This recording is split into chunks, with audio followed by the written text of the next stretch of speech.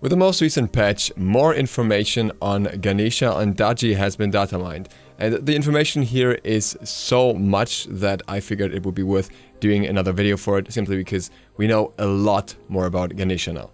Ganesha, or Ganesh, depending on how you want to pronounce it, was postponed by a single patch. He will now be released in patch 4.7.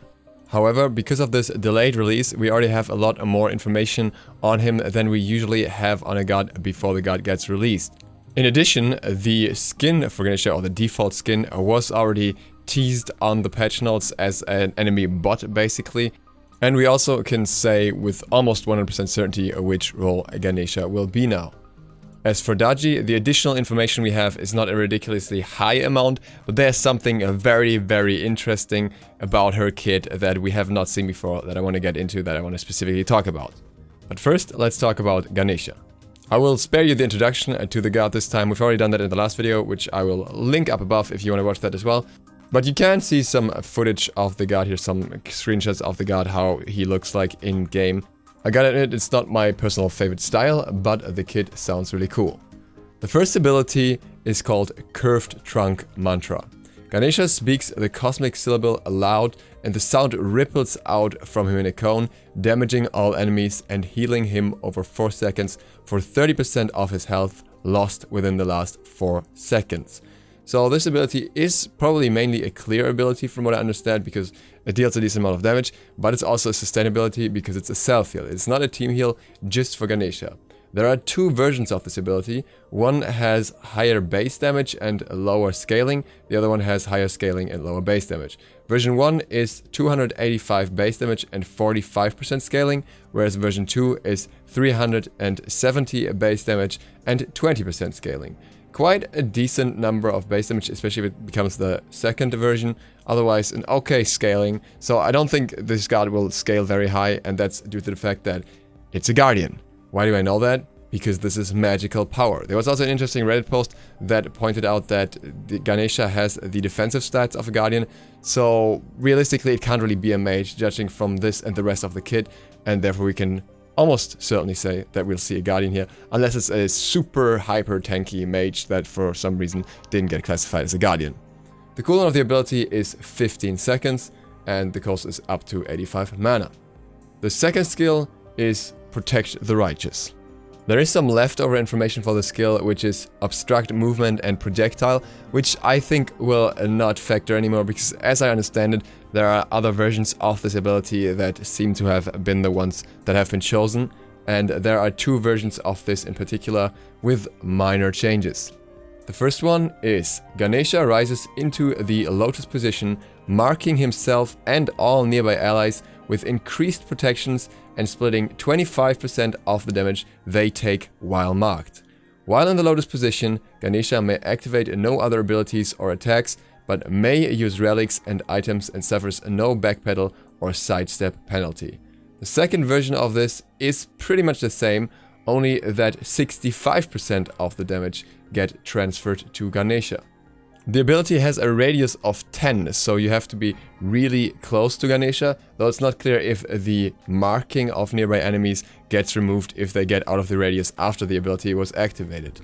The protections increase ranges from 20 flat to 40 flat. Damage split is at the bottom, once again pointed out, as 25%, which I think sounds a lot more reasonable. Cooldown is 15 seconds, and this costs up to 80 mana. This ability sounds incredibly strong to me. Not only do you have basically doubled auras if you already had Heartwood and Sovereignty and Thebes, you know, get extra 80 protections for your allies nearby, but also you get damage reduction for them anyway. The damage split is essentially taking away 25% of your allies' damage, so it's a 25% damage reduction, because you as a tank should not have a problem soaking up that damage for them. Now there are some questions with this. For example, does the damage that you get count as true damage, or do your protections give you the chance to take less damage as well? Because depending on that, you might want to build more protections or more health. How long does the ability itself last? What about the binding, the range of it? How does it work? Is there any way to cancel it through silences? And how much of an impact obviously will it have that you can't use anything else while doing it? Overall, it still sounds so strong to me though. The upgraded version of Sunder allows you to deal 30% extra damage to one enemy that you hit with this line ability, or this line relic rather. With this ability, with Protect the Righteous, you can protect multiple enemies from almost the extra damage that they would take from Sunder. It's 25% as opposed to 30%. But it's for multiple targets. They also get extra protections, and they are really, really safe due to that. And this is something that will have a huge impact in team fights for squishies and a direct trade. If there's any big ultimate like a Poseidon, Kraken or something like that, obviously the big issue, or the big thing to keep in mind, is that Ganesha takes a lot of that damage instead, and he has to be able to soak that up, because if he doesn't have enough protective stats, then he will just die. But usually supports are just designed in a way where they are damage sponges, so that should not be an issue, and the return benefit for it, how long you can keep your damage dealers alive to deal more damage to the enemies, should be huge.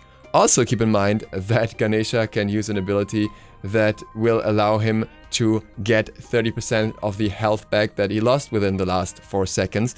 So essentially, even if he loses a lot of health, you'll at least get 30% back afterwards if you just use your 1 right after your 2. And then we have skill 3, remove obstacles. So this is a dot. It says taking damage over time, so it could be a dot on Ganesha, not quite clear. Throws a victim, knock up enemy, root and stun. So some form of CC, maybe in combination with maybe taking down walls or something like that. Not quite clear, not too much info there. But definitely some sort of support lockdown, which is what his kit otherwise doesn't really offer too much. He's not a very CC focused god from what we see so far. His ultimate is Big Barrier. We've already talked about this in the last data mining. Quick overview here. It's a tower deployable. It takes 3 hits to kill the tower. It has a silence tied to it, and it reduces protections. So overall, a very interesting kit. It revolves around soaking up a lot of damage, offering protections to the team, taking protections from the enemy, having a little bit of CC, and having a little bit of sustain. I really, really like the combination of abilities, though I'm afraid that this might be just super, super strong once somebody figured out how to use it properly. I could imagine that Ganesha could even work in solo lane with this kit, because, you know, solo laners are usually a bit more ahead in items, can soak up a little more damage, and he still has some decent damaging abilities as well. And that brings us to Daji's new ability, and that one is just out of this world. So we know a lot more about the ultimate. The ultimate is Pao Lao Torture Chain. It obviously deploys this ability somewhere. I think this is something that has to be placed in some way. This ability makes you unable to jump, but it's not clear if this is something that applies to Daji being unable to jump or the enemies being unable to jump through a cripple effect. It does have some extra effects from Horrible Burn, Slash and Dash, and the passive. So if you use other abilities beforehand, this apparently affects the ultimate in some way. Maybe they have to be on cooldown, maybe they have to be applied to the enemy. I would assume that's the case. Maybe something, you know, similar to Ares Chains and his 2. So that's an interesting mechanic for an ultimate, in my opinion, in general. Then there may be something tied to getting to target more people if you have a fuller passive. I'm not sure what this is about. It may have a stun and a disorient. It has 2 different sources of damage, apparently interior and exterior damage. Maybe it means that Daji herself takes damage as well. But the most interesting part that I haven't mentioned yet is that it blocks the use of Aegis. So you actually have a way to take away Aegis from the enemy, and this is huge in my opinion. If you think about how many squishies absolutely depend on Aegis in order to survive in specific situations, especially those immobile ones, this is huge.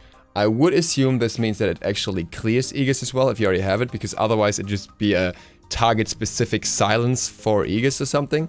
So this is something that I think would be very, very strong, especially if you combine it with the right gods. For example, think of Zeus, think of especially Poseidon. Anyone who's got huge bursts that you can counter very well with Aegis and doesn't have much afterwards will have such strong synergy with this ultimate. I like this mechanic. I'm somebody who's generally pretty annoyed with Aegis in many situations, as much as I understand that it's necessary, but I like that there will be some counterplay to it. Apparently, I really hope this makes it into the game, though obviously this is data mining, so it's not 100% certain. With that, I'd like to thank Smite Data Mining for allowing me to use that info. The link for the whole data mining is down below. There's some other interesting stuff in the data mining as well. It's kind of some tiny details, not specifically for the gods. If you would like to have some more information on Daji, there's the other Smite Data Mining video that I made on her and on Ganesha as well, linked up in the top right corner right now, hopefully. I hope this was informative, I hope this was insightful and enjoyed this video. Thank you guys for watching. If you aren't subscribed yet, it would really help me out if you click the subscribe button and maybe even the bell so you get notified for your new videos. It's something that I would very much appreciate.